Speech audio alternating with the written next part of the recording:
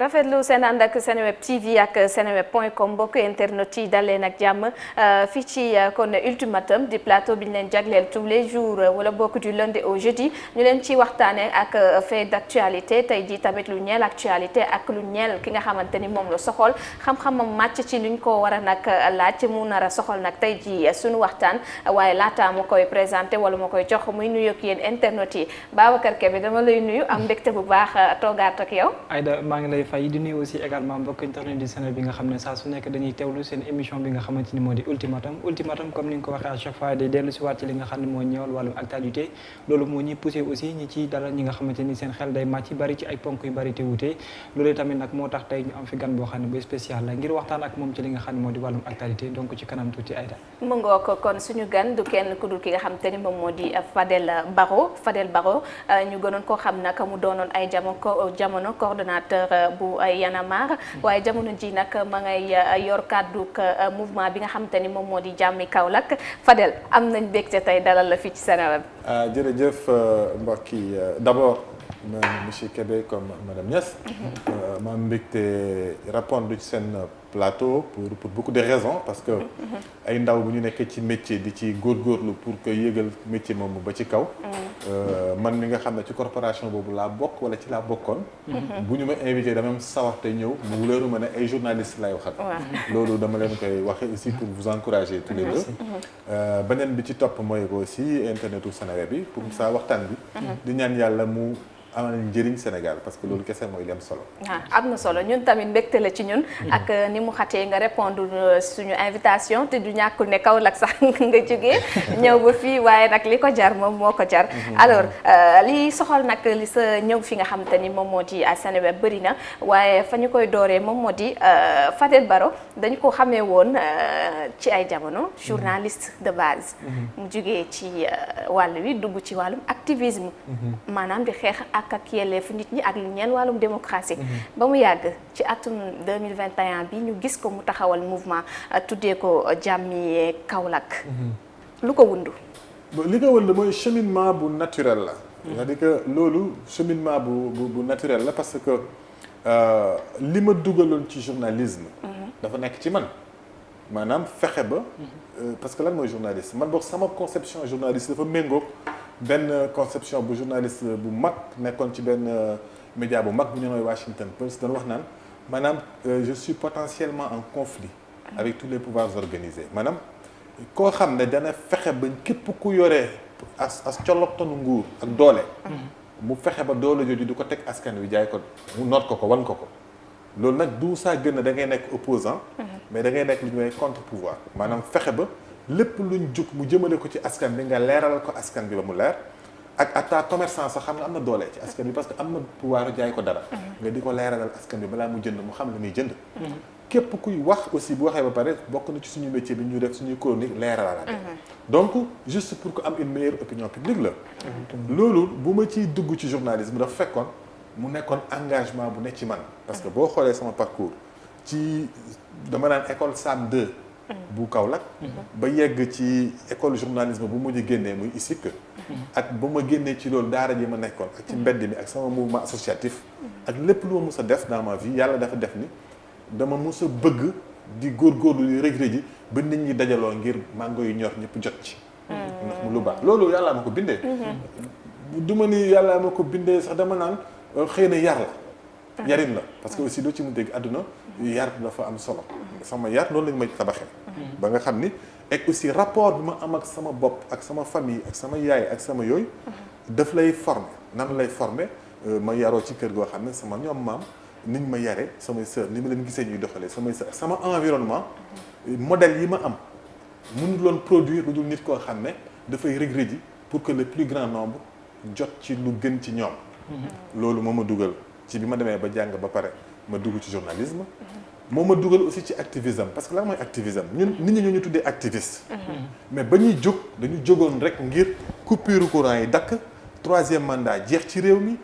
jafe-jafe yi askan bi doon dund maanaam absence de dépense yi ñu doon def ci ay lu ñuy wooyee futilité te alors que ay priorité taxaw ci jamono jooju laay wax de 2011 2012 bu ñu sañoon a jël ay milliards def ko ci monument kenn contre des objets culturels waaye jamono ji nga xam ne la banlieue dakaroise bu amoon 500 millions génn ci mbënd bi ci inondation yi nga am loolu ci réew dégg ay corruption yu kenn xamut nga di ko dégg gis ne nit ñi dëkk bi liñ ciy tudd ci alal xam nga Sénégal ba tey sax d'ailleurs jamais les Sénégalais ne sont sentis aussi riches ci seen perception tey jii da ngay foog ne Sénégalais bi dafa riche parce que boo déggee li ñuy wax ci milliards ay milliards ñu naan avion présidentiel bi ñaata la ko jëndee pétrole bi gaz bi ñii ñaata lañ ko jaayee la ñuy dégg ci milliards di ko dégg muy riir Sénégalais bi jàpp nañ ne dañoo war a riche mais boo ñëwee ci suuf si nga xool nit ñi naka la ñuy dundee ci seen vécu quotidien nga xool ko dafa doy waar dafa am écart trop. mbedd mi sax mun na koo illustrer. na ko illustrer dafa am écart. léegi yooyu yëpp nag moo taxoon ñu ba pare amuñ sax courant far. comme tey jii te nga gis ne dëkk bi amuñu sax ndox far. lu ñuy dégg yëpp da lañ am amuñu sax ndox far. loolu nag bu amee ci réew bu fekkee yàlla am na nu mu la bindee nga nekk leader da ngay jóg nga ne lii dama ciy wut indi saafara. loolu moo ñu taxoon ñu ne Y'en a marre. biñ nekkee ci Y'en a marre ma nekk ci jiite naa ko presque lu toll ci fukki at juróom-ñetti at lay toll wala juróom-ñaari ñetti at yu manqué tuuti. mais ñun dafa am lu ñu doon woote aussi ci biir Y'en a marre. lañ doon woote ci biir Y'en a marre mooy dañ ne kuréel yi ñu fi gis ne dañuy woote démocratie dañu bokk ci jàmbatu démocratie sénégalaise. ndax lan parce que da nga gis atta ASC bu ndaw bu nekk ci quartier bi bu ñu fa falee président balaa mu fa jógee dañuy gars yi dañuy jël yet wala ñu xaaj sax dem créer seen ASC bopp. alternance ak quitter benn mouvement buñ la boo dem ba créer ba ñu ràññee la ci jafe na d'ailleurs dañ koy jàmbat toujours ci parti politique yi. benn nit dañ ko doon jàmbat ci Abdoulaye Wade moo nekkoon la seule constante. mooy alpha mooy oméga tey boo ñëwee ci parti politique yi fi nekk aussi da ngay gis ne mi ngi fi ba tey. donc Y'en a marre dañu nag ñun comme que ñoom xeex bi ñuy xeexaluñ ko woon ngir suñu jëmm yi alla fokk suñu kàddu mën a méngoog suñu jëfin. moo tax ñu organiser ci biir Y'en a marre moom alternance démocratique. xam nga waa Y'en a marre ñu toog ñu waxtaan ñu ne léegi Fadel Barro doy na. da ngay ñu nag ñu jël ñu fal keneen muy Aliou Sané mu diriger Y'en a marre. fekk na sax ci jamono jooju man. aussi bokkoon naa ci ñu bëgg loolu lool. waaye bëggoon naa aussi non seulement changement bi mais aussi. boo yoree mbir nga nekk ci yàlla dimbali la nga bokk ci ñu ko créer ba mu dem ba yegg benn niveau dafay dem ba nekk luy tubaab di wooyee zone de confort. xam nga mooy zone de confort. mooy foo xam ne presque amatulooy démontrer. da ngay ñëw rek bu ñu la wooyee taf nga ñëw taxaw wax et cetera expliquer génn nit ñi génn nga jug kaas et cetera au-delà de organiser la contestation c'est très noble. organiser citoyenneté da ngay dem ba miin ko ba xam ko. ma am nag yëg-yëg ci sama bopp ne dafa jot man Fadel Barro ma dox ma ginnaaw léegi coordonné tuma Y'en a marre te nañ ko loxo yi ñu ko jox loxo yu sant ñu ngi ci def liggéey bu mucc ayib maa ngi leen di gërëm ñoom Alioune Sane leen encouragé man Fadel Barro ma yëg ne nag war naa mun a dem defi leneen loo xam ne nag cette fois-ci du nekkati sama zone de confort mais day nekk beneen challenge dafay nekk beneen rëcc-rëcc dafay nekk beneen ultimatum ma wax sa émission bi mais day nekk en tout cas beneen challenge mu nekk beneen façon mu xeex et puis dama gëm ni ci sama yoon la nekk ba tey cette fois-ci mu nekk un engagement politique mais cet engagement politique ñooy dañ koy démarrer bay sawewu tànk cak Saalum gañ juddoo fañ yaroo fa ñu tabaxee te mu gën ko soxla ñëpp nag parce que Kaolack tey boo xoolee la fa xew moo tax suñu engagement bi ñu dindi ci sax clivage ak partisan parce que Kaolack moo soxla ay doomam retrouver wu pour ngeen delluwaat pour que ñu delluwaat defaru pour que Kaolack delluwaat ca la mu doonoon mun dëkk bu ñuy tiitaroo bu njëkk bu ne Kaolack nga jógee dañ koy tiitaroo mais tey jii boo demee Kaolack doo mën a tiitaroo Kaolack bu ñu tuddi Kaolack rek lañ ciy teg salte bi Kaolack lañ ciy tudd mbalit bi inondation yi ca kaw nag waxuma sax inondation yi mais weñ yi yooyu te loolu yëpp benn du ci fatalité yàlla teguñu ko ci suñu ñun ñoo ko teg suñu bopp ci suñu rapport ak suñu d'abord yéen lañ fa am muy mairie bi suñu rapport ak suñu bopp ak suñu cadre de vie kon mën nañuy xaarandi ne tey boo moytuwul li nga xam ne jot nga koo adopté jëm ci wàllum activisme day mujjee nekk une continuité malgré tour bi rek moom ngay changé non xam nga en fait li ci ëpp solo mooy que pour man lépp continuité la ak complémentarité wëccuwuma sama ginnaaw rëccuwuma ci dara da nga génn Y'en a marre wala ndax gisaguñu ne activoti gisuñu la ci manifestation yi de tout le temps na manifestation yi boo xam ne maa ngi fekk na ma fi ma mën ca dem dinaa ca dem attention mais Y'en a marre ci man la bokk tey jii d'ailleurs su ma ñëw ci plateau yi bu laa ñuy wax sax jànni ko lañ may njëkk laaj Y'en a marre parce que moom lañ Fadel Barro bu Y'en a marre parce que Y'en a marre bu dee ay jikko yu rafet la bu dee nekkin la parce que bu ñu fàttee moo ko ne lan mooy Y'en a marre. Y'en a marre bi mu tàmbalee lan la wax nouveau type de Sénégalais. Y'en a marre lan la wax mun da ngay nekk citoyen modèle boo xam ne. da ngay nekk dans la citoyenneté active. da ngay fexe ba doo nangu da ngay aar suñu démocratie. mais yow ci sa jikko. nga jikkowoo noo xam ne réew mi du yàqoo ci yow. donc loolu soxlawul ngay nekk ci biir Y'en a marre. donc wala ngay doxal Y'en a marre. nekkatoo donc membre Y'en a marre actif. nekkuma membre actif bu koy nekk di organiser ak loolu ñoom Alioune Sané ak ñoom Waxaab. ñoom Xafoor. ñoom Abdou Xafoor ak ñoom Maymouna Ndiaye. tey jii ñoom ñoo nekk yore liggéey boobu man di leen ci encouragé. xam nga waaye man ci li ma nekk ñu man bu Y'en a marre soxlaa su ma ooyee ma ñëw taxaw. mais mënatuma nag nekk ci organisation bi ci kaw di ko rëdd mais ay jikko Y'en a marre moom mu ngi ne fees dell ci man. est-ce que du politique bi nga mujjee songu moo teggit mbaxana boobu ci yow. man maa choisir. ne et puis d'abord c'est un choix personnel ensuite c'est une organisation au niveau de Y'en a marre parce que boo xoolee xam nga Y'en a marre lu ko régir dafa simple trop c'est les 10 commandements de l'esprit Y'en a marre boo xoolee ci 10 commandements yooyu daf ci am benn pàcc boo xam ne dafay wax ni munoo nekk ci ñu ŋànk mouvement bi ba pare nga bokk ci benn parti politique boo xam ne dafay wut nguur xam nga lu tax surtout parce que dañu bëgg a muccal mouvement bi ci liñ ci gisoon ci ay association yoo xam ne yu bëri yu équidistant wala yu apolitique parce que bu leen fàtte mukk ci ban contexte la Y'en a marre juddoo ñun dañu jugoon xarab waa CNTS mais pour lan parce que dañ ne parloo bu ci biir CNTS moo tax ba CNTS mënatul défendre convenablement travailleurs yi parce que lu mu yëkkati parloo bi tax ba mouvement bi dafay diis du mun a agirati ñun dañu seetlu loolu moo tax ñu ne Y'en a marre nag ña koy ŋànk di ko diriger mënuñu bokk ci benn parti politique buy wut nguur parce que dañuy bañ ëllëg parce que gis nga lépp looy def ci àdduna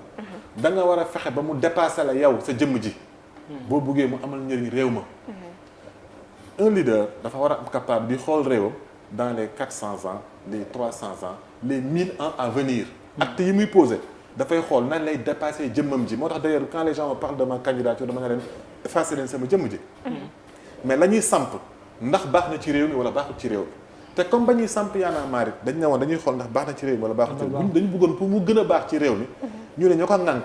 mënuñu bokk ci benn parti politique parce que xam nga lu tax mooy li ma la wax sànq imagine kii nekk Pastef kii nekk APR kii nekk fële ku nekk am nga sa liberté non ngeen bëgg a diriger Y'en a marre mais lu ngeen yëkkati du sotti déedéet loolu du ku ci dem ne am na lu lay ñor di ci benn côté. moo tax dañu ne xëy na nag sympathisants yi ci suuf ku mu nekk mën nga baat fa la neex mais ña koy décider ña nga xam ne fa la ñuy décider di agir bu ñëwee bay jël décision benn mouvement wala benn parti politique war ko mën a influencer ci jëfinam ndax Y'en a marre des di nekk outil boo xam ne day nekk fii pour njëriñu askan wi parce que dama koy wax toujours sénégalais Y'en a marre du yëfu ma Samba du yëfu ma Demba Y'en a marre yëfu sénégalais yi la ñoom ñoo koy activer saa bu leen neexee saa buñ gisee ne buur mu ngi bëgg a teg ci askan wi naka su dul noonu sénégalais ni suba ñoom ñëpp ñoo naan Y'en a marre dekkatul yëfu benn nit noonu gisee tey ni ñu Bien sûr àndee que- ak sax ak parti de opposition bi tax fës nañ ci bu baax ak yenn ci ay mouvement positionnement Y'en a marre tey Alioune Sané rek moo ci mën a tontu nga baal ma loolu sa gis-gis nga may rek ma loolu loolu moom c'est-à-dire mais en que tant qu'observateur. la moindre des choses mooy am naa ci droit de réserve du dëgg dëgg la xam nga et aussi mënuma fi ñëw wax affaire a teewal nekk porte-parole jàmmi Kaolack di commenter lan wax Y'en a xew Y'en a marre tey jii Alioune Sané ak ñoom Thiat ak ñoom Kilifeu ñi nga xam ne ñoom ñooy porte-parole Y'en a marre aujourd'hui ñoom dinañ la expliquer seen positionnement dans l'espace public xam nga la man su ma ci amee avis am naa possibilité wax ko ak ñoom ci biir pour defar ko ci biir mais du loo xam ne mun naa ko parce que de toute façon sax c'est pas constructif mais comme ni nga ko waxee li ma- en tant qu'observateur yaa ngi ne Y'en a marre pour sénégalais yi ñoo ko moom sénégalais yi ñoo ko bokk peut-être aussi en tant qu'observateur am na ci benn bàyyi ma non et peut-être am na loo xam ne mën nga ko ci cësal sénégalais yi pour ñu xam exactement par Ça va. rapport ak yow Y'en a marre Sénégalais yëpp xam nañ ko mais jàmmi Kaolack kenn xamagu ko dañ ci wax non dinañ ci wax ci ci la kanam ñëw ba mu parce gën a que yaatu bokk na si ndax si ci point la ñuy yi nga jëm. xam te ne moom moo fi indi mooy ponk yi gën a am solo. Fadel mooy li ëpp njëriñ jàpp naa ni daal ci principe yi Y'en a marre mi ngi continuer di def rôle am et ñëpp foog ñu jàppale ko pour mu def rôle parce que dafa baax ci réew mi dafa baax ci réew mi nañ ko dépersonnifier comme j'ai l'habitude de dire xam nga parce que yëfu nit bu ñu ko buggee def yëfu nitee rek nit ak nitam du sotti mais il faut aller au-delà toujours pour que mu reste ce grand mouvement boo xam ne moo inspiré une bonne partie de la jeunesse africaine ba tey ji jeunesse africaine bi am ci lu mu jàpp pour mën a continuer di xeex parce que demoon nañu ba amatuñu woon benn espoir. Y'en a marre possibilité boobu la. maa ngi doon wax sànq kon ay jógee nga ci ay jaar nga ci journalisme bi def activisme bi kon expliqué nga ko tey jii nga tegal ñu lii di sa mouvement kon mu di jàmm Kaolack tàmbali woon nga sax di ci junj ay poñ ngir ñu mën a xam li tax kon dëgg-dëgg nga saxal ko fa ak li tax nga taamu tey dem taxawal dëkk boobu di Kaolack. xam nga Kaolack dama ko yoreel man parce que daf ma togg. Kaolack xam nga dafa am benn grand boo xam ne artiste bu mag a mag la nekk animateur bu boo xam ne aussi mérité woon na tey am ordre national du mérite parce que bay xam nga souvent ñi nekk ci région yi nit ñi dañ leen di fàtte. ku mel ni grand Faya c'est un grand artiste ak animateur bu mag grand Faya dafa am lu mu ma wax ci kaw dama ko romb mu ne ma faral dégg naa seen mouvement bi c'est bien ma ne ko ah mu ne ma gis nga ñun ak Kaolack ma ne ko waaw mu ne ma ñaas la ci kanam sël mu dindiwu ko xamoon naa ne tôt ou tard Kaolack lii rek la mën a am ci yéen. ma reetaan xam nga lan laa ko ci tegal. ma ne ko ñun Kaolack duñ ko tusngaloo parce que ña koy tusngaloo ka makiyaasoo buñ sel moo mu dëñ. mais ñun mënul dëñ Kaolack ñaas la ci kanam ci ñun. bu fekkee ne da nga mel noonu ak dëkk boo xam ne dañ la fa méngale. dëkkale la fa nga dëkk fa damay am habitude de naan. Kaolack mooy sama ëwalu mooy sama aaxiru maanaam fa laay njëkkee te fa laay mujjee. parce que Kaolack fa laa juddoo te bëgg naa bu ma deewee ñu suul ma Kaolack mi dina bàyyi gi ma juddoo. donc loolu amul lu ko gën a fort.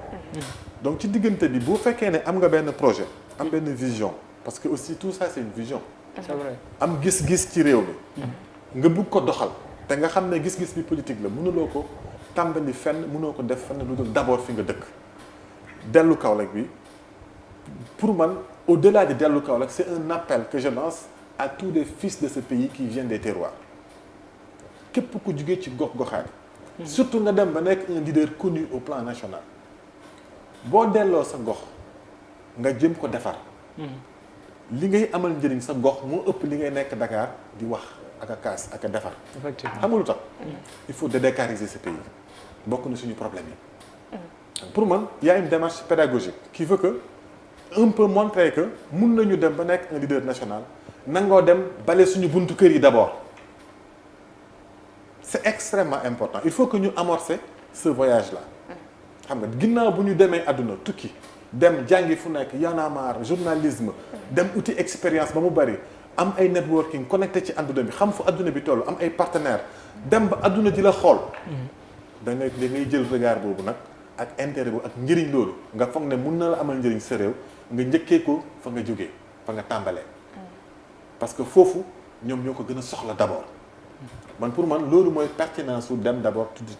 jàmmi Kaolack bi parce que dama bëgg à l'image de ce que je fais essayer influencer les autres de sorte que tey jii imagine nañu leader yu mag yi nekk Dakar ku ci nekk yaa ngi bëgg ma bëgg a jiite réew mi dama bëgg mais jiiteel d'abord sa gox même boo échoué c'est pas grave même bu fekkee ne da nga dem faluñu la bul ragal mais dellul sa gox ba nga xam ni boo fa demee sa buntu kër gi nga dëkk ak mbedd bi nga xam ne moo la voir grandir nga fexe ba mu rafet moo tax d'ailleurs bi ñu demee jàmmi Kaolack jéemuñ sax ay théories yu bëri la njëkk a def mooy dañ ne naatal ak bindu naatal ak bindu lu tax naatal parce que dañu jàpp ne Kaolack quoi bu nekk am na loo mën ci sa gox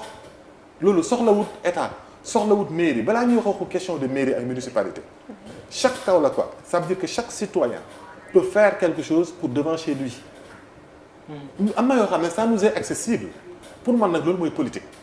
parce que bu fekkee ne politique c'est la gestion de la cité mi ngi commencer gérer sa petite buntu kër googu après koñ bi après mbedd bi après koñ bi après la mini collectivité loolu démarche boobu laa bëgg ñu xool comment on peut le rendre effectif de sorte que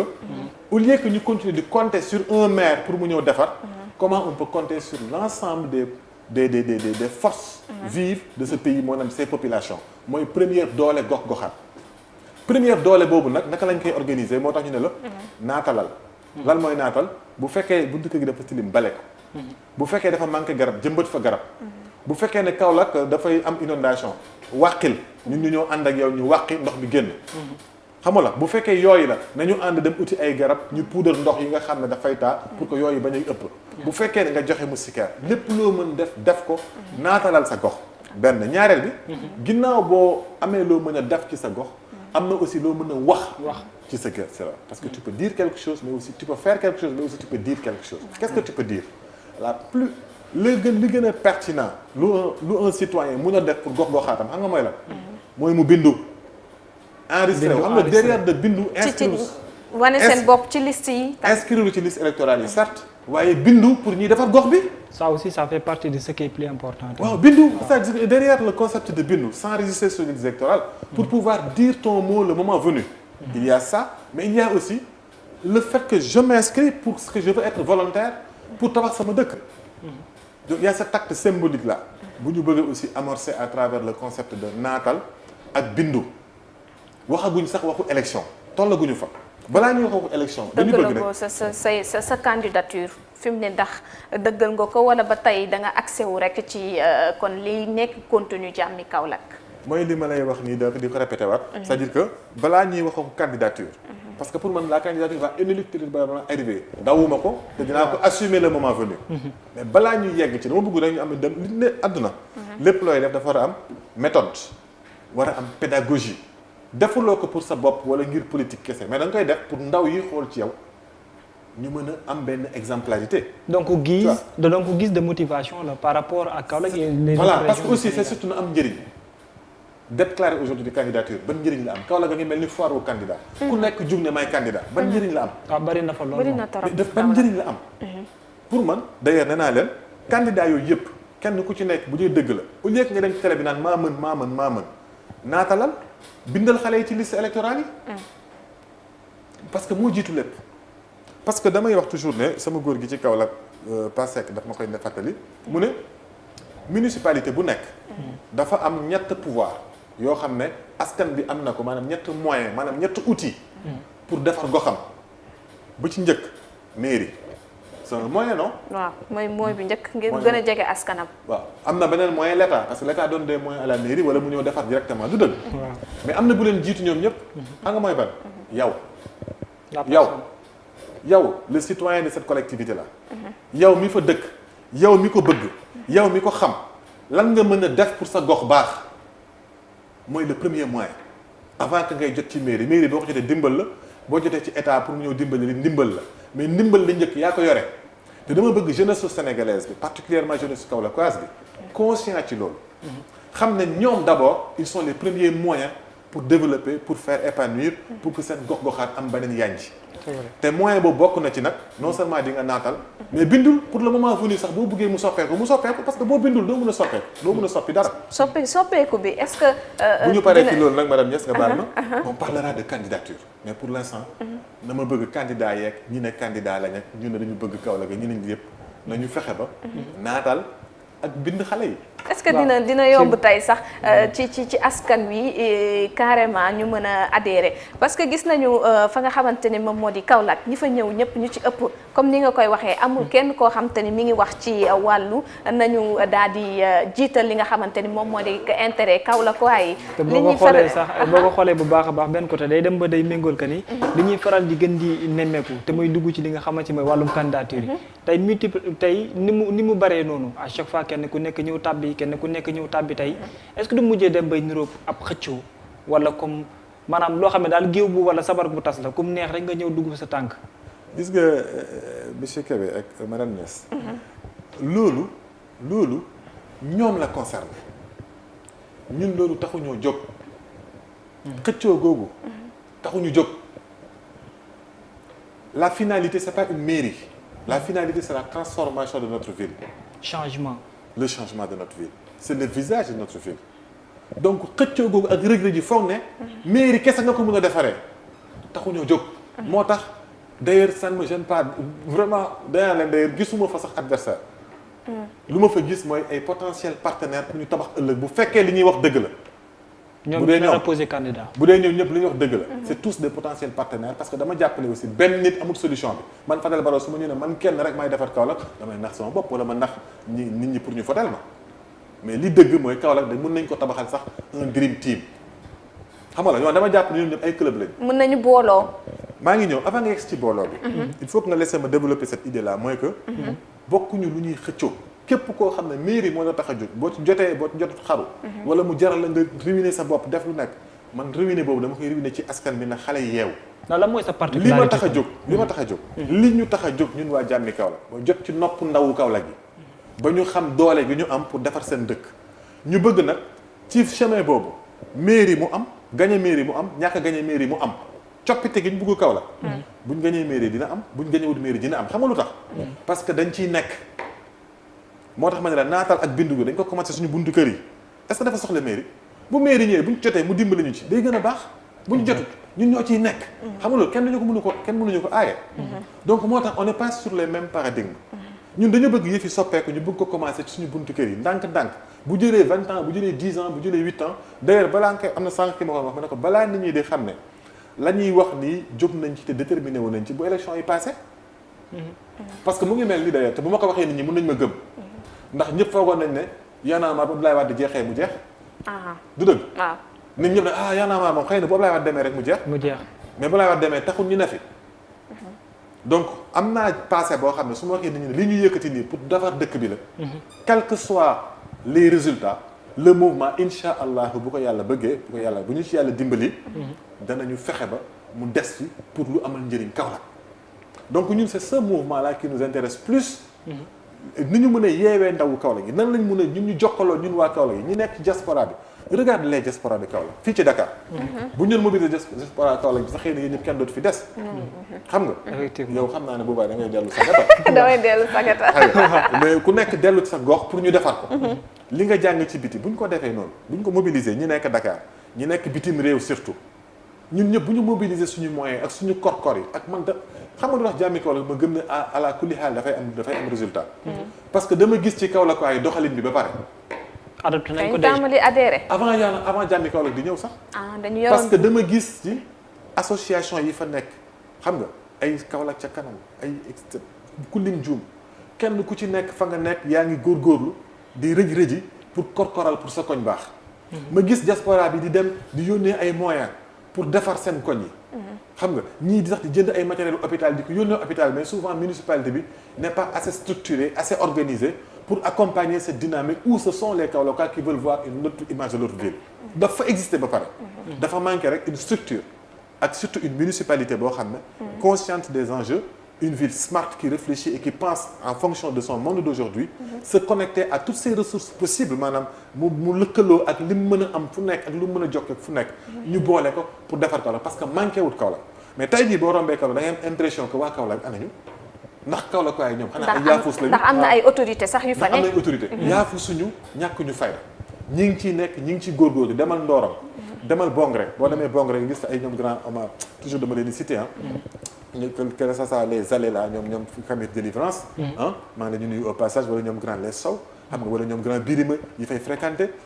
ces gars là dañ nekk di góorgóorlu saa su nekk bitim réew di yónnee seen àll dimbali association de femmes pour Kaolack soppeeku mais tout le temps ils n'ont pas de résultat parce que il n'y a pas une équipe une administration municipale lambda qui fonctionne tey damay wax Kaolack rek ne boo demee ci gox-goxaat yu bëri c'est les mêmes problèmes. même chose moo fa nekk xam nga parce que amuñu des équipes des ressources humaines surtout parce que c'est ça qui manque aussi aux collectivités. D'ailleurs enjeu wu Jàmmi Kaolack un des défis de Jàmmi Kaolack c'est d'intéresser la ressource humaine de Kaolack à Kaolack parce que aussi du yeneen xeex la est-ce que gis nga xeex yi ñu am yëpp gis nga défis yi ñu am yëpp bu ñu bëggee defara suñu gox-goxaat comment on peut remobiliser les fils de Kaolack qui ont de la compétence ñoo xam ne am nañu njàng mi am nañu xam-xam bi bàyyi génn ci ku jug rek nekk ak na taxaw rek ne politicien nga mën a saaga di saaga ku la neex wala nga ne fii laa far ñu ne jox leen ma ñu jox la naka la ñuy def ba ñi am xam-xam ñëwaat Kaolack ñu defar ko naka la ñuy def ba Kaolack nekkat sport ville sportive loolu soxlawut xëy na ngay dem di jëli mairie avant nga yegsi ci mairie réorganiser les choses pour Kaolack bu ñun Kaolack bu Mbossé bu Kaolack bu Saloum bu mag ba anem ay Saloum déggatuñu leen cette ville sportive qui donnait des nga xam ne da doon offrir au Sénégal autant luy Kaolack di offrir Sénégal ay leaders politiques yu ràññeeku boo ko xoolee ci Valdiodio Ndiaye ba ci tay jii nii ci ñun petite génération bi Kaolack dafa mës a offrir Sénégal ay grands leaders loolu école la bu ñuy tabax ci njàngale mi la ci ASC yi la ci milieu culturel bi la mais loolu anamu tey loolu lépp suñ ko bëggee defaraat nag sawaay dañu am liggéey bu doy donc nekkuñ ci parparloo boobu xëccoo diw nee na lii candidat yi vraiment loolu tax ñu jóg. mais ci benn côté mu am lu mu ci yokk Aïda mooy ci wàllu modèle de réussite bi nga xamante ni tudd nga ko sànq bu amoon ci Y'en a marre modèle de réussite boobu tey nga abboon gis nañ ci engagement bi au-delà de l'engagement tey lan moo war a mën a nekk beneen atu wala beneen processus boo xam ne da nga fay jaar pour mën a am une réussite aussi par rapport ak mouvement bu yees bi nga xam ne taxawal ko. sa waay yëf yi liggéey la. y a pas de secret liggéey la. il faut nga wàcc continuer ci terrain bi expliquer aux gens parce que nit ñi dofuñu dina jàpp leen ñëpp dañu bëri dañu dem ba foog ne Kaolack te mi ngi commencé ci bopp réew mi njiitu réew mi ministre Macky Sall président de la République dañu jàpp ne Kaolack waay soxlawuñ dara da ngay xaar ba élection yi jot rek nga ñëw tuur leen xaalis ñu woteel la ñu bëri jàpp ci loolu ba dem uti alal ñëw di ko tuur Kaolack waay xëy na mun na loolu mun na continuer di wéy mais man dama gëm ne loolu Kaolack vaut mieux que ça dama ko gëm. bu ma ko gëmee nag li ci des xam nga mooy lan dem ci terrain bi wax ak nit ñi xëccoowuñu xeexuñu meetinguñu defuñu ay ngan di convoi ou quoi que ce soit jot ci nopp nit ñi expliquer leen wax leen lu ñu bëgg lan la. Kaolackaay li ci des ñoom ñooy décider c'est pas moi qui décide. mais ku bëgg a waxtaan ak askan wi faaw nga dajale leen def sa benn pour ñu déglu la. waaw meeting bi ci mën a ñàkk. on le fera mais du nekk meeting wu rëjëx tax sa gin sang boo xam ne bu ñu fa génnee. Covid la ñuy gën a yokk ko autre chose. comme ni ko Macky Sall defee fan yi wër ci dëkk bi tour Covid bi ba mu bari balaa ñuy jeexal émission bi dinaa ci def taxaw ci tu vois donc voilà ñun pour man liggéey dëgg la laaj c'est pas facile ku la wax ne dana yomb da ngay ñëw rek taxaw wax Kaolackaay jóg leen rek ñu jóg defar Kaolack rek ku nekk jël sa buntu ko nga defar ko daf lay waxu la dëgg. tey maire bi doomu Kaolack moo fa nekk pourtant Mariama Sarr. tey jii lan moo ko manqué ba tey li nga teg fii ci table bi yépp mënu ko jëmmal def ko ci xale yi Kaolack. laaj ko ko Mariama Sarr rek moo mën a tontu ci loolu mais man dinaa ci jéem li ma mën. benn ñaareel bi mooy que li ma seetlu mooy que façon bu ñuy politiquer moo jafe nga mobiliser sa askan pour ñu liggéey. parce que dañu tàmm boobu ba léegi moo tax dinaa la wax ne la ci liggéey bi ma la wax ne lañ laajoo ma liggéey boobu nan nga koy defee. dinaa ci ñëw parce que dafay tontuwaale sa question. parce que mënuñoo ñëw continuer Sénégal d'abord ci mode de scrutin bi. gis naa d'ailleurs fan yi gars yi ñu ngi coow trop ci loi bu amoon assemblée nationale man dégguma ci li ma ci intéressé woon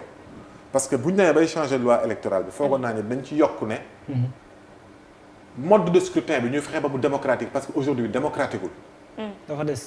démocratique wul maire yi ñu fal yëpp loolu moo dab Mariama Sarr du ñu majorité Kaolack maire yi ñu fi fal yëpp parce que boo delloo ci élection yi ko fal muy 2014 ki jël deuxième mooy Afia Loum ku jël troisième mooy Guédel Mbodj boo leen boolee seen voix moo ëpp doole Mariama Sarr bi nga xam ne mu lañ fal donc mode de scrutin bi démocratique parce que ki ñu fal majoritaire waaw mais raw gàddu bi aussi am na leneen loo xam ne da ko si signification bu mag la si aussi raw gàddu loolu mooy raw gàddu bi du mode bu démocratique te kenn waxu ko loolu déjà c'est un handicap parce que daf lay permettre da ngay falu avec une minorité de gens ñi ci des dañ lay maîtriser benn il faut beaucoup de travail pour changer ça deuxième affaire bi ci nekk mooy que boo xoolee yooyu dafa compliqué ay fait bu ma dinañ ci ñëwaat xëy na beneen émission spécifiquement mooy affaire décentralisation bi les compétences yi ñu jox mairie bi jafe-jafe yi mu am yooyu mën nañ ci revenir à un autre niveau mais pour juste rester simple ci question bi nga ma laaj ak la méthodologie bi nga xam ne lañ mën a mobiliser waat Kaolack mooy que xam nga wax naa ne léegi mode de scrutin mais am na aussi beneen affaire mooy ne parti politique yi souvent yi yore municipalité yi y compris bi ma xam mooy bu Kaolack bi majorité bi nan lañ ko defaree Mariama Sarr c'est Kaolack bi ñuy voté moom la ñu fal amuñu ko. waaw parce que moo taxoon tey ay Abdoulaye Dias Niass sama sëriñ kooku ñu koy gën ko xam ci Abdoulaye Bëgg. dafa mobiliser nit ñi liggéey ba bugg a dee. au dernier moment ñu jël affaire bi ne ko léegi Mariama Sarr ngay toppi da koy décourager. alors que c'était une vraie force pour la reconstruction de Kaolack. ñu mel noonu ñëpp dañ leen di mettre au banc loolu la koy indi mooy que benn leader mooy toog këram. ci hôtel wala fu ko xam fu ko neex mu defar listam diw neex na ma. Babacar Kébé neex na ma madame Niass neexuma nii ñaa nga mu dugal leen ci liste ñun loolu lañ bëgg mu jeex en quoi faisant mooy on veut au maximum encourager les quartiers que quartiers yi choisiral seen bopp seen conseillers municipaux yi au moins parce que balaa ngay tànn maire tànnal sa quartier yow quartier sa koñ bi nga dëkk ban conseiller ngay am ci maanaam ci mellal un exemple waa Ndorong ñoo war a tànn 2 ba 3 nit yu leen war a nekkal ci municipalité bi ci conseiller boo demee Bongré noonu la war a demee boo demee HLM Sarr noonu la war a demee boo demee Kasnack nga dem Casaville noonu la war a demee ba ci abattoir ba ci ba demet ba nga yegg Sing Sing ci koñu quartier Kaolack yëpp ñoom ñoo war a d'abord gisante seen biir ñu désigner et quelle que soit liste bu ñëw waratuñu nangu nit jugee fële parachever leen ne kii laa leen di jox mu représenter leen gis nga loolu bu ñu ko réglé en tout cas au niveau de Jàmmi Kaolack noonu lañ bëgg a doxalee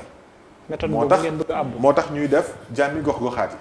yi ginnaaw bu ñuy naatal ak di bindu dañuy dem ci gox-goxaat yi di leen informer pour que ñoom ñu mën a désigner seen bopp ñi nga xam ne ñoo leen di loolu yëpp liggéey bu méttee métti la boo xam ne incha allah ñu la suñuy équipe ñi ngi ci parce que li nit ñi xamul mooy liggéey nañ ñetti weer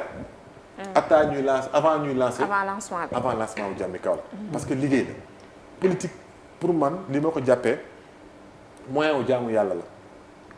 parce que bu fekkee ne da nga bëgg a jug nattu la sax presque finalement parce que mënoon naa dem toppatoo gi samay doom nekk samay vacances et cetera toppatoo suma liggéey maa ngi wax gars yi nag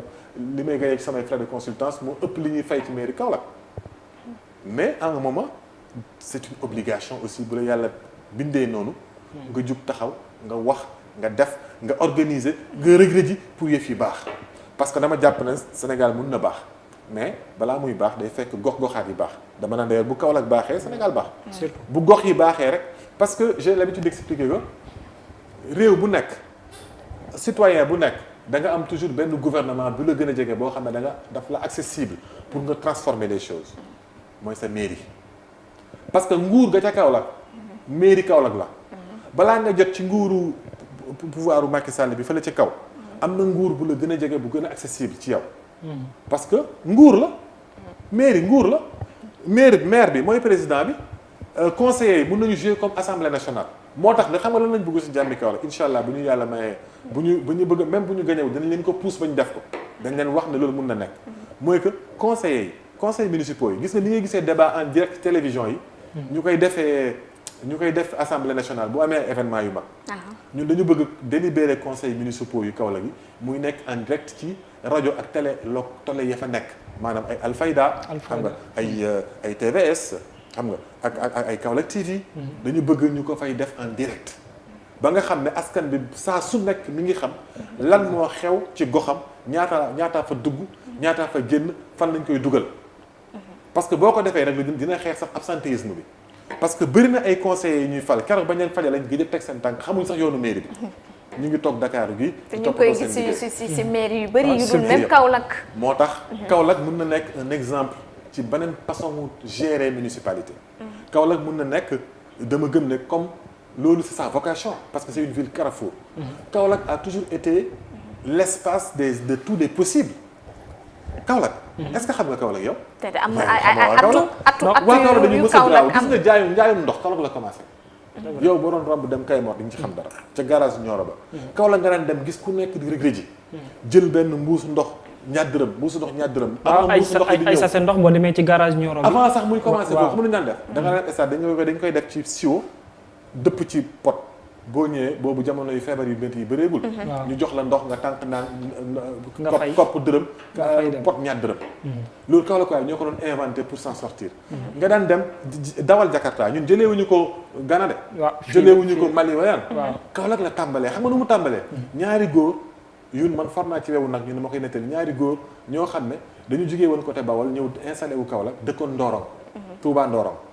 yoroon seen temps yooyu jamono yooyu bébé xam nga bébé la ñu yoroon di def ay courses entre ville ak Ndorong di defal nañu seen courses yi loolu moo jur muy dem ci P50 di dox ba yegg si Jakarta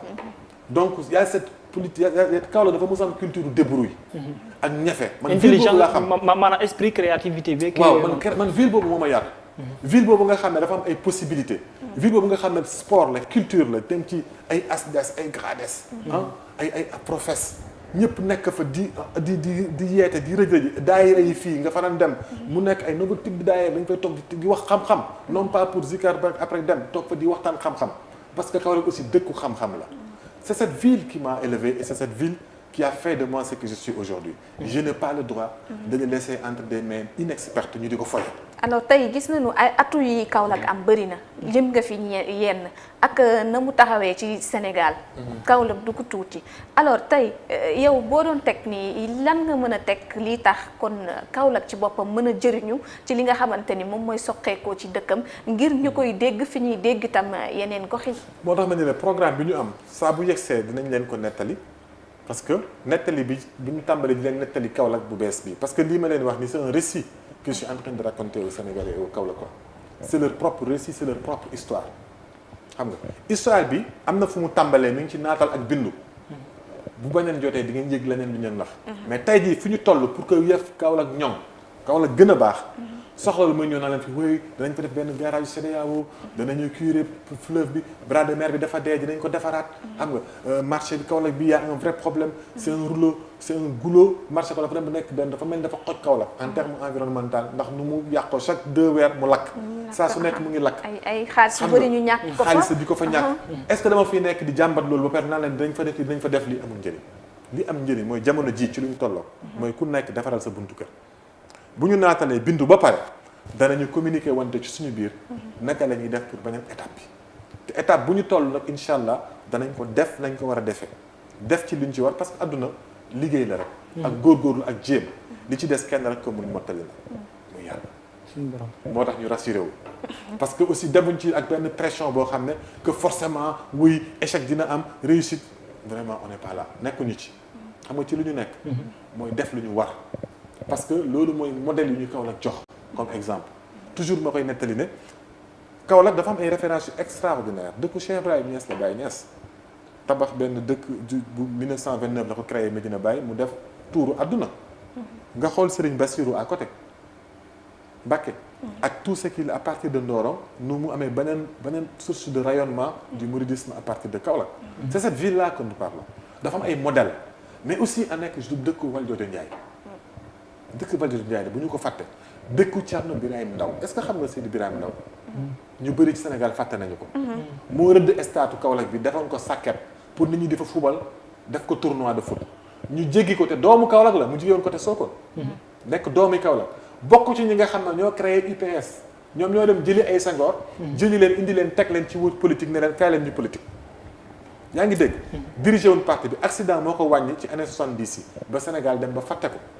nga am doom ju mel noonu mu nekk Kaolack quoi stade bi nga xam ne moo ko rëddoon def fa ay sacré pour nit ñi di ko fubalee sax tuddeewuñ ko ñu dem tuddee ko Lamine Gueye adversaire politique am ci jamono jooju est-ce que gis nga loolu Kaolack waaye ni ñu yàggee ak quel que soit seen effort gis nga dañu leen tuutalee sax fa ñu dëkk donc yooyu yëpp nag il faut que ñu toogaat ñu waxtaanee ko pour que Kaolack waaye gisaat seen bopp ci seen dëkk loolu mooy li am solo. sànq yaa ngi ko lim sànq mu di ay nit ñoo xamante ni ay modèle lañu mais ci côté bi ñuy yëngatoo mu di aspect religieux bi nga xamante ni wax nga ko sànq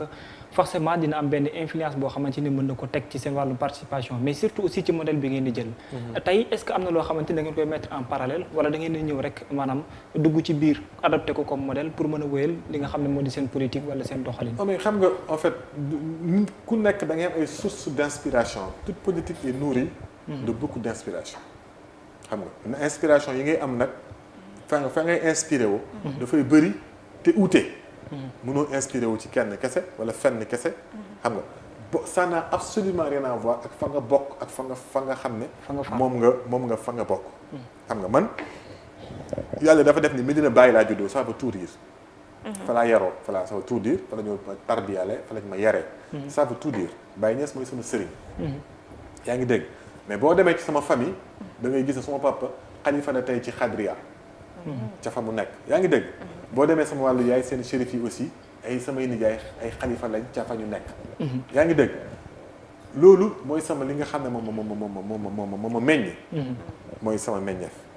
mais teewut ci adduna bi nga mun a jëlee fu nekk lu baax tax mbaax bu ñu la yoree ci mbaax foo gis mbaax wuti ko jëli ko d'ailleurs damay wax toujours ne loolu moom boole ku mel ni sëñ Abdou Karim Mbacké xam nga gis ci moom mbaax mu jël ma def ma ñu doomam lu may def yëgal ko xam nga yooyu loolu mooy en titre individuel et privé mais bu ñu demee ba war a tabax mouvement nag à l'échelle d'une ville mënatoo wax ne fii la jógee ci obédience bii la jógee wala ci obédience bii la jógee ku nekk am na foofu far te man ki ma jàngal daf ma wax ne ma adduna bi daf ko jàppee ni benn village boo xam ne buñ nekkee ci espace public bi kenn xamut fa nga jóge dañ war a xool rek naka la ñuy def pour ñoŋal ko pour que mu baax. modèle de mondialisation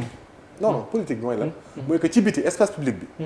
ñun ñëpp dañu war a fexe nan la ñuy def ba suñu dëkkuwaay bi baax ba li nga xam ne ñëpp a ko bokk mu baax maanaam santé bi soxlawul ñu xam nit ki fu mu jógee. ñu ne éducation bi soxlawul ñu xam nit ki fu mu jógee. nañu fexe rek ba mu baax ba ñëpp mun ci jot mooy bokk bi. léegi nag bu ñu delloo ci suñu kër yi kenn ku nekk ni ngay jaamoo sa yàlla yow yaa ko xam. ñu bàyyee la ko te nangul la ko. waaw man noonu lañ ma yaree. mais jikko yi daal il faut que su ma la déggee moo di il faut que ñu soppiwaat ko. waa Kaolack seen wàllu bopp adopté waat beneen yoon boo xamante ni moom mooy. tax ñu ngi ci c'est que faut pas charger waa Kaolack. encore une fois de plus man doomu Kaolack la problème bi du waa Kaolack bi même mais ci problème yi bokk na ci ñenn ci waa Kaolack yi. autorité yi ñi nangu lii di fa xew ba léegi te juguñ ci. donc loolu am nañ ci ñun ñëpp une part de responsabilité. les autorités de Kaolack ñëpp am nañ ci part de responsabilité mais ña ci ëpp mooy président Kaolack présidente Kaolack. muy Mariama Sarr. parce que moom la ñu fal pour mu defar. à chaque fois ndaw yi dañuy génn di décrier li nga xam ne moom la yore. te boo xoolee le rëj-rëj bi am au niveau de la citoyenneté reflété wul au niveau de la municipalité. loolu aussi mooy problème yi nga xam ne moom la am. mais tey jii suñu gouvernement ba fa nekk. coalition la gouvernement bi nekk Kaolack. coalition la bu ñuy woowee Benno Bokk Yaakaar. waaw ka lañ fa nekkal nag. bu dee Sénégal Macky lañ am ñun Mariama Sarr lañ fa am. te tey jii dafa montrer sur toute la ligne que dafa échoué. xam nga bu ko comprendre c'est pas une critique que je fais parce que man du ma xas nit du ma ko ŋaññi. xam nga li mu nekk moo tax ma di ci wax poste bi ma gën a intéressé. et sa gestion aussi. gestion bi baaxul totalement y a même pas de gestion parce que balaa nga yor gestion dafay fekk nga am benn une structuration de quelque chose mais qu'est-ce qui est structuré vraiment à Kaolack bu amee tamit faible na faible boo xam ne ba tax na ba buntu këram moom setut. donc est-ce qu'on peut dire que il y a des failles ci maanaam ni muy doxalee ci wàllum gestion ak noonu nga xamante ni moo di yoon yi mu àbbu pour jëmale Kaolack kanam il y a des failles donc. dinañu ci def ñun suñu mouvement Jàmmi Kaolack dinañ ci def ci fan yii di ñëw dama bëgg ñu focus ci naatal bi ak bindu bi pour tàmbali. waaw mais ci benn côté aussi c'est très important ñu mën a xam dinañu ñëw xoolal moo tax xam nga gars yi dafa am nu ñu tàmbalee def politique. te gis naa ne naneen mun na nekk ci politique mooy yow li ngay def ko xam nga la ca des jamono ju nekk di nga ko wane gis nga dinañu def benn étude ci mairie Kaolack pour montrer à chaque niveau qu'est-ce qui devait être fait et qui n'est pas fait. ak ña ca def lañ ca def loolu moo ci manqué. c'est extrêmement important. du loo xam ne da ngay ñëw rek tëgg di wax ni def nii bëgguma lu approximatif bu ma nee approximatif rek damay noppi. yaa ngi dégg mais li ma leer ba leer mooy que jamono ji li nga xam ne mun cuun jàpp nañ ne mooy solution bi mooy saafara si. nañu tàmbali di naatal ak bindu. d'accord daa ngi doon wax sànq ci wàllum vote code pénal bi code électoral bi waaye laataa ñu say dugg am na beneen vote bu ko jiitu mu di code bi nga xamante ni moom moo di soppi code pénal bi ak procédure pénale bi tey jii bëri woon na ay wax yuñ ci indi ci niki nuñ ko rek daal di tëggee ne dañ ciy xeex wàllum terrorisme opposition bi nu mu ko critiqué ne dafay wàññi wàllum démocratie est-ce que yow noonu nu ko gisee en tant que koo xamante ni da doon xeex ngir démocratie mën a ñoŋ. xam nga loolu waxoon naa ci sax ba pare dinaa ci waxat mooy que dama jàpp ni loi boobu baaxut parce que répression du régler problème bi Sénégal am bi ñu bëgg wax bu ñu wax ne moo fi posé wu muy problème de sécurité lié au terrorisme du répression kese ak di jàpp ay activistes di tëj moo koy régler problème bu complexe la bu sérieux la boo xam ne dafa laaj delloo sa askan waxtaan ak moom expliquer ko de quoi il s'agit parce que terrorisme renseignement humain moo koy njëkk a xeex nit ñi bu ñu xamee yëg danañ yëgalee lu xam ne gis nañ ne jaaduwut mais bu ñu xamul yëguñu lépp luy dal ci seen kaw sax duñ ko xam duñ ko gis te loolu éducation la d'abord ak posé wu dans un débat serein ñu teg problème yi nga xam ne moo posé wu ñu def ko benn mais dañu continuer rek di imiter li Europe di def xam nga ak Occident ak Chine yi dañuy imiter répression dóor jënd ay fetal tirer nit ñi loolu du régler problème. est-ce que da nga bëgg a confirmer ñenn ñi wax ne projet de loi bi ni mel dañ ko abbi rek indi teg. mais moo am fépp ci àdduna bi projet de loi bi moo am fépp ci àdduna bi am na sax ñu def ba ne complot bu gën a mag la xam nga mais li ci am solo mooy que c'est normal nit ñi bu ñu amatul compétence bu ñu nangu deful lu leen war xoolal rek tey ji yow sarak booy wax wala seen kër bu ngeen toogee ñi di waxtaan boo amatul argument rek jël kurpeñ. doo defu nit la. bu nga soxla ngay dem di seeti ku amul pexe rek jël kurpeñ mais du œil pour œil et le monde sera aveugle. amul sens amul njëriñ du noonu xeex bi problème mu violence du ñu ko réglé violence da ngay sonal sa bopp. il faut que nga mën a desserrer dem lijjanti ji leneen pour que nga mën ko résoudre. gis nga loolu nag moo nekk ci nit ñi ki nga xam ne koy wax ak moom bu amatul argument rek foog na saaga la ndey wala mu jël kurpeñam dóor la moo am aussi ci état au lieu que ñu ay solution ay pexe toog ñu waxtaan ak nit ñi wala alal jafa war a dem comme que defuñu ko fa dañuy mer jël nit ñi dóor tell donc dama jàpp na répression de solution deuxièmement dafa am lu ci xew aussi loo xam ne man su ma ko waxul naa fekk la mooy jàpp naa ne opposition bi dafa liggéey dama ko waroon defee dafa des parce que dañ ko yéexe wax nit ñi fan lañ nekkoon yëguñu ko woon lañ wax fan lañ nekkoon ba veillu loi bi te mu jaar commission ba veille bu ñuy dem plénière ñu door a toog di aviser nit ñi c'est un problème boo xam ne ñoom am nañ ci responsabilité bu ñu war a assumer à leur niveau aussi ça il faut le dire. mais ci benn côté nit ñi dañ jàpp ne maanaam projet de loi bi ni mel li tax ñoom mënuñu ko woon yëgal benn askan yi mooy dañ ko patamee rek yëkkati indi teg maanaam làq ba nga xamante ni génne kese moo des rek ma ne ñu doog ko siiwal patam am na mais luñ ko patamee jaar na commission des lois te waa opposition bi am nañ fa ay représentants. kon da nga bëgg a bokk ci ñi nga xamante ni am nañ xëy yàqin ne ay député lañ mais defuñ seen liggéey. bokkuma fenn sama seetlu laa am xam nga luy sama seetlu moo ñu dañu yéex a yëg ne loi bi mu ngi ci tuyau yi bu ñu ko teeloon a yëg te loolu député yi ñu fa nekkal ñun ñoo ñu ko waroon teel a yëgal bu ñu ko teelutee rek y a un problème à quel niveau ñoom ñoo ñu war a informer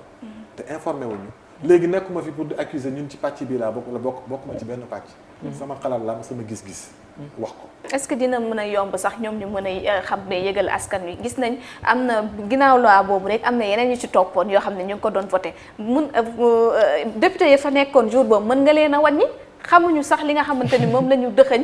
ci code de l'électricité bi nga gis nga bu ñu waxantee dëgg rek bu ma bëggee ñu dugg ci débat de fond bi te xëy na le moment venu dañ ci wax parce que pour l'instant dama koy delloo kaw la tey jii bëri na lu ñuy voté ci conseil municipal conseil municipaux bi conseillers municipaux yi di ko voté ci conseil municipal bi Kaolackaay kenn yëgu ko bëri na ay budget yu fa jaar ñu voté ko te Kaolackaay kenn yëgu ko bëri na ay vote yu am njëriñ sax pour askan bi yoo xam ne voté nañ ko ci budget wala ñu débattre ko foofu à l'interne au niveau du conseil te Kaolackaay kenn yëgu ko am na ay pexe yu ñu indi mairie am ko te xëy na bu ñu ko waxoon ba askan bi yëg ko ñu waxtaanee ko ci biir Kaolack Kaolack yëpp dina leen amal njëriñ mais gisuñu ko yëguñu ko ndax lan parce que conseil bi doxatul nu mu waroon doxee fonctionné tul nu mu waroon fonctionné moom laa la wax ne la ñun bëgg nañ ko indi ci niveau boo xam ne ñëpp dinañ ci jot benn débat yu mel ni par exemple Auchan dinañ ko fi def wala duñ ko fi def Kaolackaay dañ ko foog xuloo politique la entre Serigne Mboup ak Mariama Sarr xamuñ ne c'est un débat de préoccupation de tous les Kaolackois xam nga xëyoon rek comme li xewoon démb xëy rek teggi raay bi def ko gaar loo xam ne dañ ko doon discuter ci conseil bi la ñu def ko en direct Kaolackois yi bokk ci indi seen xalaat ñu xam lu mu doon yëguñu ko plan yi ñuy wax fële ci Jalle fële ci benn ville dafa am benn koñ bu ñuy woowee Parcelles Assainies ci Kaolack dañu amoon benn projet outil seen propre partenaire pour canaliser parce que foofu dañu am problème mu inondation ndox yi parce que dañu tabax ay quartier te aussi duñu tabax ko canalisation bi ñu nekk fa ñu am ay problème ndox seen chef de quartier yooyu di rëgi ba amal seen bopp financement ñu toog rek affaire bi ne fourage kenn xamul fu mu mujj ñun ñu ngi ciy enquêté mais loolu dañ ko waroon a waxtaanee ci conseil ba bu fekkoon ne waa Parcelles amoon nañu ay représentants ci seen conseil digne de ce nom dañ ko fay indi ñu waxtaanee ko mu nekk un débat public au niveau de Kaolack bu ko defee dañ xam lu tax nekk fa mujj fa am wala am na fa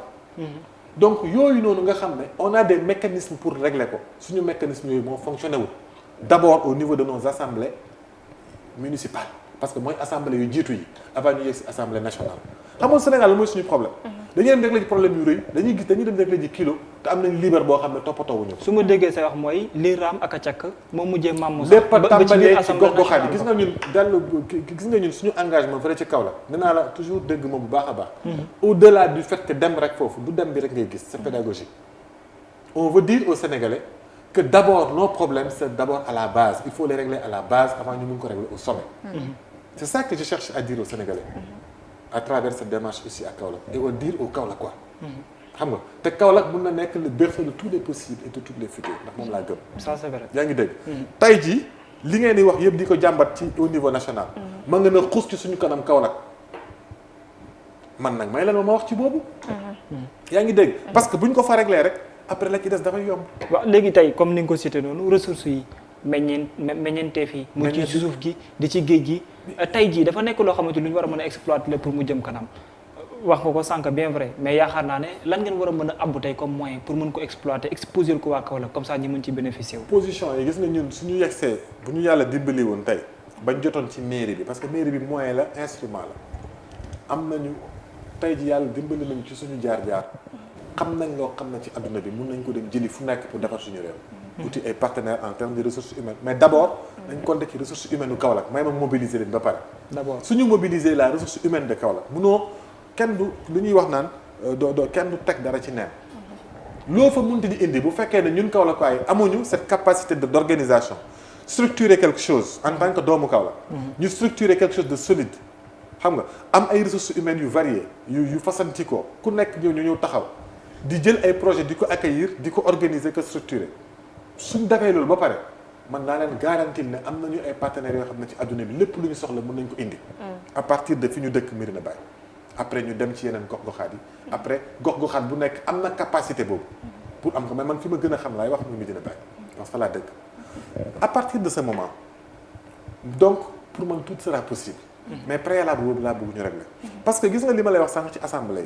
municipale yi. parce que aussi conseillers yi dañuy nax rek tur bee rëy mais booy bokk gi ay mairie ça ne veut rien dire. tur la mooy fa ñuy dajee di waxtaan penc mi la. pencu Kaolack mun na mairie bi mun na nekk penc mi.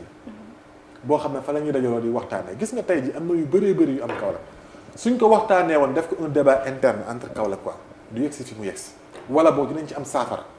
parce que man xam naa ay Kaolack yoo xam ne seen rëg-rëg mbalit mi ñu ngi koy jël di ko def gaz. xam nañ njëriñ bi ñu ci mën a xam nañ ko avantage mbalit mi nekkatul problème si ñoom solution la xam naa ay Kaolack yoo xam ne seen xam-xam màcc na màcc goo xam ne géej gi dafa dee tey bu ñu ko dundalaatoon Kaolack soxlaatul muy dem di abbi waas ba Missirah mën nañ ko fa defaree mën nañ ko fa ute mbalit mi mën na nekk jur naaj bi sax mën na jur sàkkantuma ko xorom si lu nekk mën na jur mais day fekk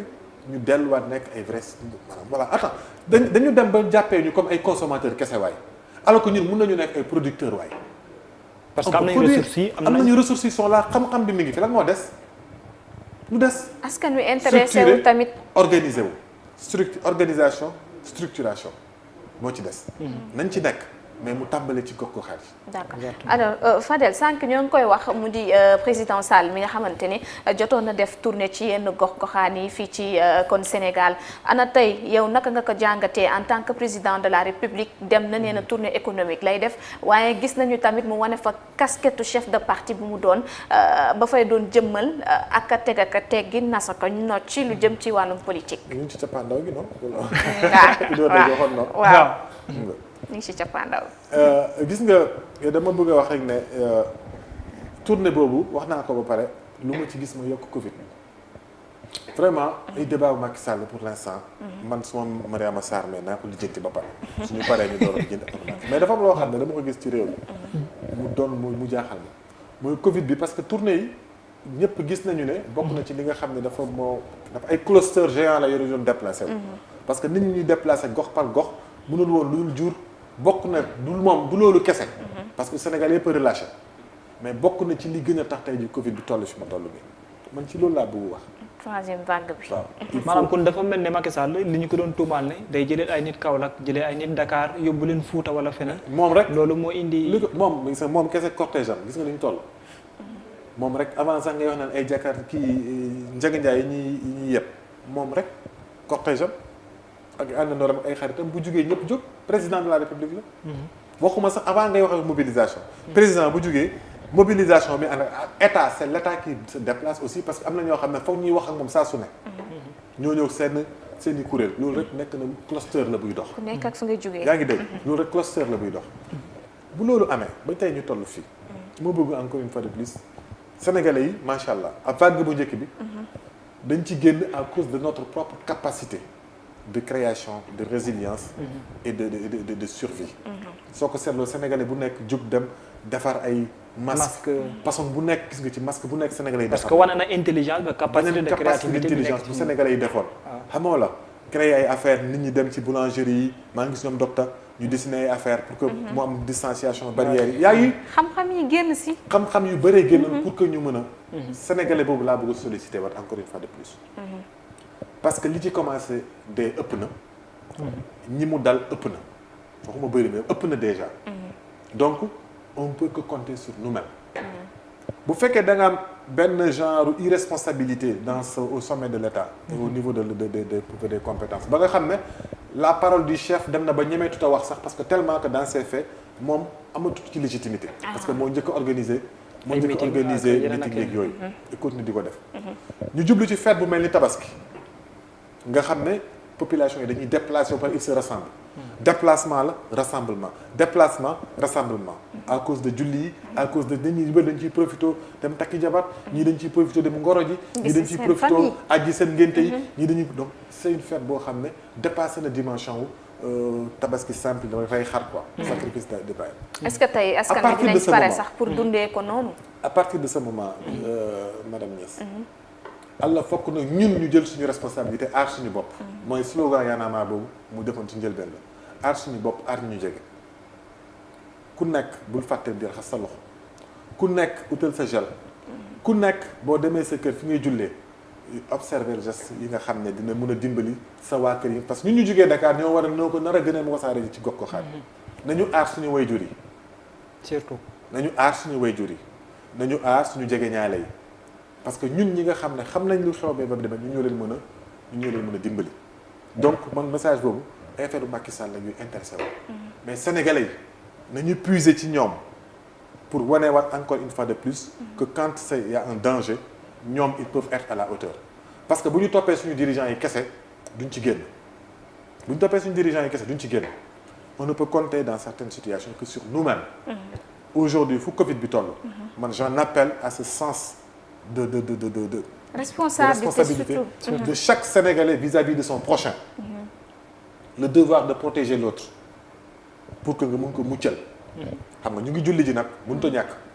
xam nga mais on peut faire le minimum pour ñu protéger ñi ñu gën a jege tey est-ce que Sénégalais yi dinañ pare pour ñu tëjaat leen ñu dund li nga xamante ni moom la ñu dundoon loolu laaj ko Sénégalais yi man sama bopp laa xam en tant que Sénégalais sama bopp daal li ma xam man dinaa aar sama bopp aar ñi ma gën a jege ci ni ma ko mënee au maximum mais est-ce que aussi du nekk sax benn retardement tey quand on voit jëwriñ bi nga xam ne moom lañ dénk wàll wi dem bay déclaré ne moom amatul capacité wala sax nag mesure pour dékku li nga xamante ni mooy poids bi wàcc di troisième vague mooy li ma la wax suñu infrastructure sanitaire yi demeewul noonu suñu capacité de faire face en termes de moyens demeewul noonu avant que ñuy dem ci ay répression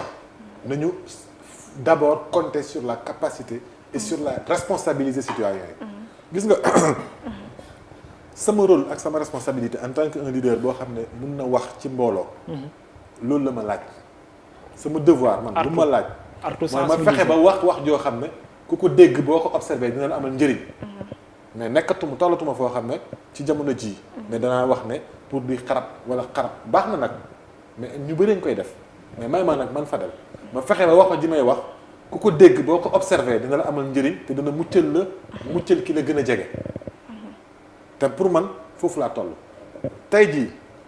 état mun na def ay politique de restriction des libertés état mun na def li xaaruma dara ci moom parce que pour man ils ont déjà échoué xam nga mais nag on peut parler aux Sénégalais pour ñu muccal suñu bakkanu yaay yi suñu bakkanu bopp yi suñu bakkanu maam yi suñu bakkanu nijaay yi ak tonton yi ak rakk yi ak mag yi loolu mun nañ ko te képp koo xam ne am nga kàddu ci réew mi boo xam ne boo waxee nit ñi déglu la man su ma la mënoon a dee dama naan waxal pour que nit ñi ku nekk muccal sa morom mooy lan raxas say loxo boo amee gel def balaa nga dugg ci oto boo xam ne mbooloo fay dajee nga jéem a takk masque parce que mënuñ ñàkk dugg ci oto yi